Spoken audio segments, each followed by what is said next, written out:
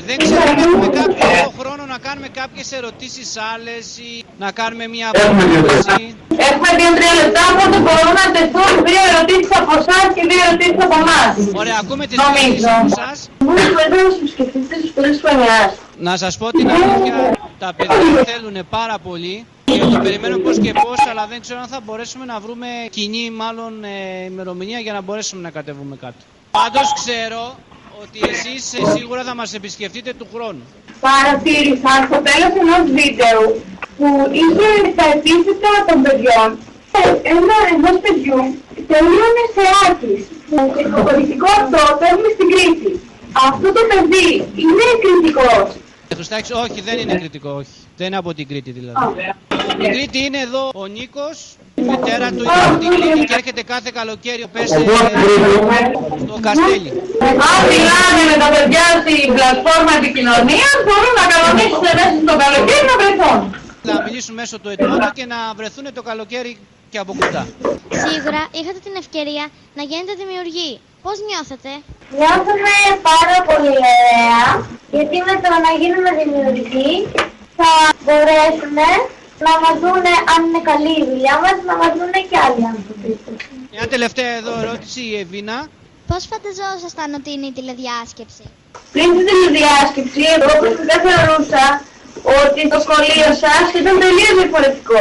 Αλλά μετά και από τις 4 τηλεδιασκέψεις κατάλαβα ότι είναι πολύ ωραία που μιλούσαμε μαζί και ότι θέλουμε να το ξανακάνουμε και του χρόνου. Γιώργο, θα μας πει κάποιο παιδάκι από την Αθήνα τι του άρεσε περισσότερο σε όλη αυτή τη δουλειά που είχαμε. Τι ήταν αυτό που θα του μείνει? Μου άρεσε περισσότερο που συνεργαστήκαμε με τις ομάδες μας και γενικά. Εσάς σας άρεσε? Εμένα μου άρεσε πιο πολύ, όπως είπε και η Ευανθία, η συνεργασία μας. Εμένα μου άρεσαν πολύ τα βίντεο όλων των ομάδων. Εμένα μου άρεσε τα πάντα. Εμένα μου άρεσε η δημιουργία animation. Αγαπητά μου παιδιά, και σας ευχαριστούμε πάρα πολύ για τη δουλειά που κάνατε και για την συνεργασία που είχατε. Παρακολούθησε όλη την τηλεδιάσκεψη ο κοσμήτωρας της σχολής μας, του Πανεπιστημίου, ο κύριος Χουδάκης. Κύριε Χουδάκη, θα έχετε καλοσύνη να μας πείτε 2 λόγια. Απλώς να επιβεβαιώσω ότι είναι μια εξαιρετική προσπάθεια όλα αυτά τα χρόνια μέσα από τα προγράμματα του κυρίου Αναστασιάδη και τους συνεργάτες του. Νομίζω ότι οι συναντήσεις μέσα από την τηλεδιάσκεψη δίνουν πολλά πράγματα στους μαθητές και στις μαθήτριες. Είναι μια διασταύρωση. Δηλαδή, αυτό έχει κατορθώσει ο κύριος Αναστασιάδης. Το σεμινάριο από τη μια, το πρόγραμμα, ο ίδιος ως επόπτης με τους φοιτητές και τις φοιτήτριες, ελπίζω και οι ίδιες και οι ίδιοι να έχουν αποκομίσει τον ενθουσιασμό των παιδιών, και από την άλλη τα σχολεία, οι μαθητές, οι μαθήτριες, οι δάσκαλοι και οι δασκάλες.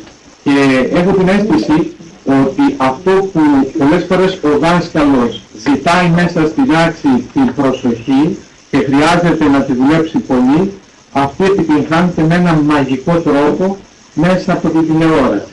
Δηλαδή με έναν τρόπο αυτό το κουτί σας τραβάει, σας μαγεύει, προσιλώνεστε και δουλεύετε ανετότερα και καλύτερα. Αυτή αν θέλετε είναι η επιτυχία του. Παράλληλα σας κάνει να είστε πιο δημοκρατικοί, δηλαδή ενώ στην τάξη πολλές φορές δεν ακούτε το συμμαθητή σας, τώρα δίνετε ιδιαίτερη προσοχή και το συμμαθητή σας να ακούσετε και την ίδια τη φωνή σας και κυρίως το σχολείο με βάση το οποίο έχετε συνδεθεί. Άρα αυτό που έχει κατορθώσει η τηλεδιάσκεψη είναι ακριβώς να μας βάλει ξανά σε μια τέτοια διαδικασία με ευκολότερο τρόπο. Να είστε καλά, να επιτυχαίνουν πάντα ο κύριος Αναστασιάδης και η ομάδα του, και νομίζω ότι αυτό δείχνει την στενή σχέση εδώ και χρόνια στο σχολείο με το Πανεπιστήμιο.